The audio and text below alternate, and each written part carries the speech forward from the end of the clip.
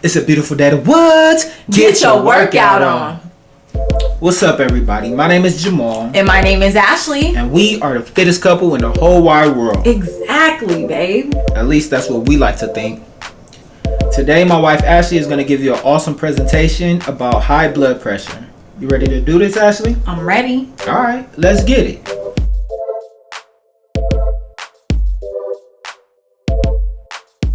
So what is high blood pressure? High blood pressure is the long-term force of blood pushing against the walls of your arteries. Recently, the 2018 Hypertension Canada guidelines released updated blood pressure categories. The cut points for a high blood pressure are a resting systolic blood pressure of 140 millimeters of mercury or above, and a resting diastolic blood pressure of 90 millimeters of mercury or above. High blood pressure makes the heart work harder to pump blood to the rest of the body.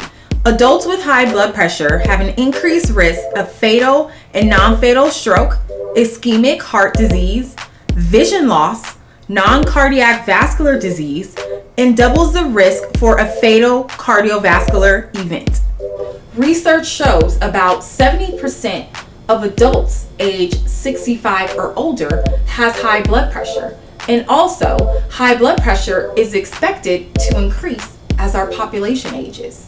So you're asking yourself, what caused my high blood pressure?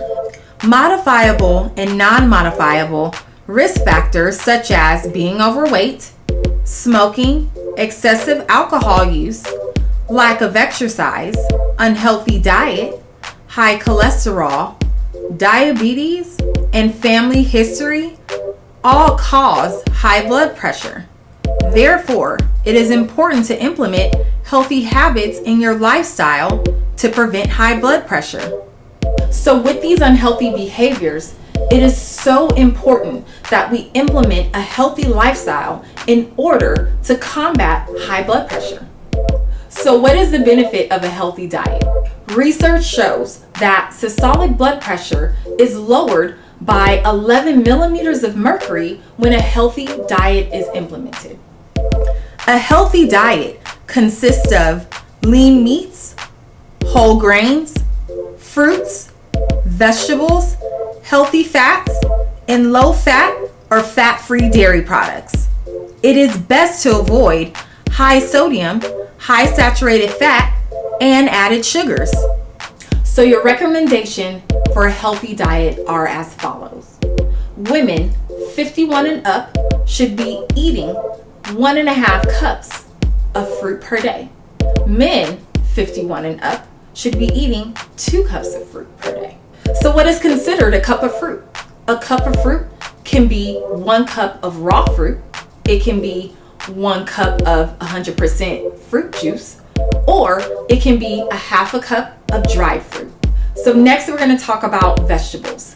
Women ages 51 and up should be getting 2 cups of vegetables per day. And also men 51 and up should be getting 2.5 cups of vegetables per day. So you're asking yourself, what is a cup of vegetables? 1 cup of vegetables can be 1 cup of raw or cooked vegetables, 1 cup of vegetable juice, or even 2 cups of raw leafy greens. The next food group I would like to talk about is grains. Women 51 and up should be getting 5 ounces of grains per day, and men 51 and up should be getting 6 ounces of grains per day. So an ounce of grains includes 1 slice of whole wheat bread, 1/2 cup of cooked brown rice, or even 1/2 cup of whole wheat pasta. Protein is the next food group that we're going to talk about. Women ages 51 and up should be getting 5 ounces of protein a day, and men ages 51 and up should be getting 5.5 ounces of protein per day. What is an ounce of protein?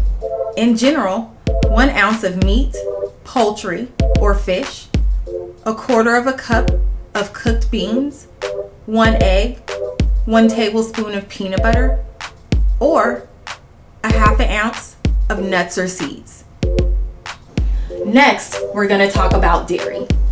Women and men ages 51 and up should be getting 3 cups of dairy per day. So what is considered a cup of dairy? In general, 1 cup of milk, yogurt, or soy milk, or 1.5 ounces of natural cheeses. Low fat or fat-free dairy products are your healthiest options. The last food group I want to talk to you all about is fats. It is recommended for older adults to get only 20 to 35% of their daily calories from fats.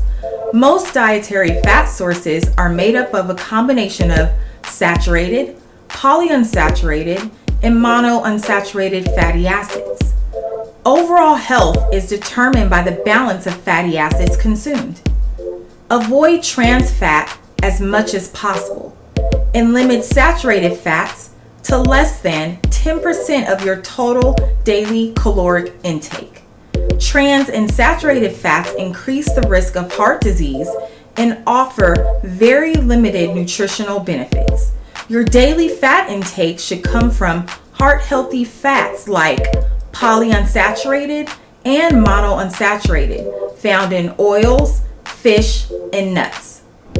So now we're going to talk about exercise. What are the benefits of exercise? Research shows that adults that participate in aerobic exercise will lower their systolic blood pressure by 5 to 8 millimeters of mercury. Also, adults that participate in dynamic resistance exercise will lower their systolic blood pressure by 4 millimeters of mercury, and adults that participate in flexibility exercise will lower their systolic blood pressure by 5 millimeters of mercury. Older adults with high blood pressure should exercise on most, or preferably all days of the week, to total 90 to 150 minutes a week. Exercise should include a mix of aerobic, dynamic resistance, and also flexibility exercise. So you're asking yourself, what can I do for aerobic exercise? Aerobic exercise should be done about 5 to 7 days per week at a moderate intensity for 30 minutes or more of continuous or accumulated exercise. Some aerobic exercise that you can do outside includes walking, speed walking, jogging, running, swimming, riding your bike. Any of those activities are perfect to do outside. Some aerobic activity that you can do inside your house includes riding a stationary bike, pacing around your house, walking around your house, walking, or even jogging on the treadmill. If you don't want to do any of those activities, you are welcome to get up for at least 30 minutes and stay active. And you can do things like cleaning your house, gardening, or even organizing your house. The next exercise we're going to talk about is flexibility. Flexibility exercise should be done about 2 to 3 days a week, and you want to stretch to the point of feeling tightness or slight discomfort. You want to hold this static stretch for 10 to 30 seconds with 2 to 4 repetitions of each exercise. Flexibility exercises include static, dynamic, and proprioceptive neuromuscular facilitation. Next, we're going to talk about resistance exercise. Now, in the next slide, you're going to see exactly some things that you can do and also a short video. Dynamic resistance exercise should be done about 2 to 3 days per week at a moderate intensity.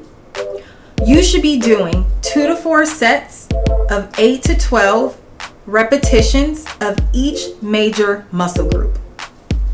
Resistance exercise includes resistance machines, free weights, resistance bands, and functional body weight exercise. Check out these exercises that me and my husband did. First, for our warm-up, we're going to do seated cervical flexion, cervical extension, and cervical rotation. You can do 1 to 2 sets of 10 reps. Next are seated forward and backward shoulder rolls. You can do 1 to 2 sets of 10 reps.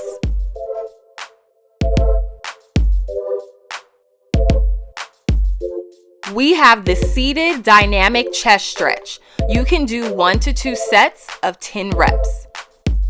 This is the seated trunk twist. You can do 1 to 2 sets of 10 reps. Seated ankle circles clockwise and counterclockwise are the next warm-up activity. You can do 1 to 2 sets of 10 reps on each leg.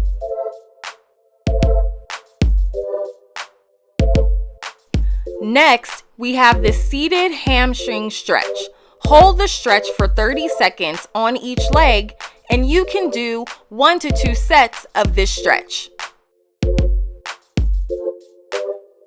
Last, we have the calf stretch. Hold this stretch for 30 seconds on each leg, and you can do 1 to 2 sets. To activate that core, we have seated sit-ups. You can do 1 to 2 sets of 10 reps. For our exercises, we have a box squat. For this squat, we want to unload and load back up. This works the quads, hamstrings, glutes, and even the core.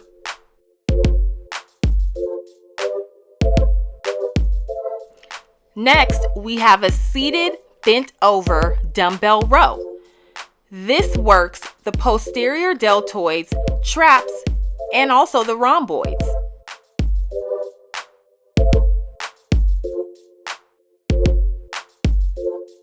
Ankle flexion is next. We are going to do both plantar and dorsiflexion.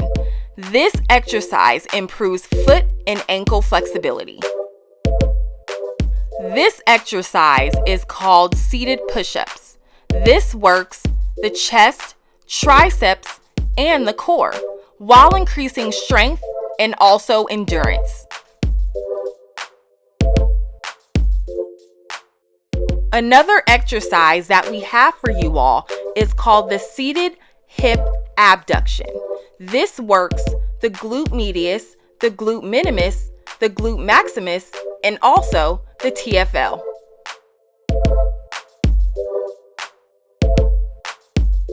In our cool down, we have the seated upper trapezius stretch.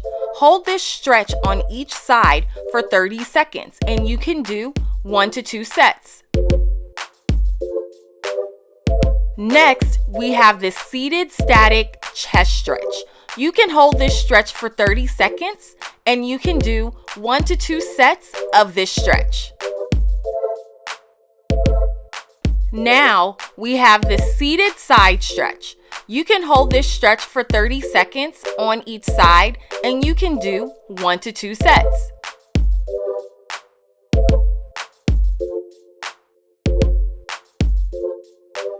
Next, we have the seated hamstring stretch. Hold the stretch for 30 seconds on each leg, and you can do 1 to 2 sets of this stretch. Last, we have the calf stretch. Hold this stretch for 30 seconds on each leg, and you can do 1 to 2 sets.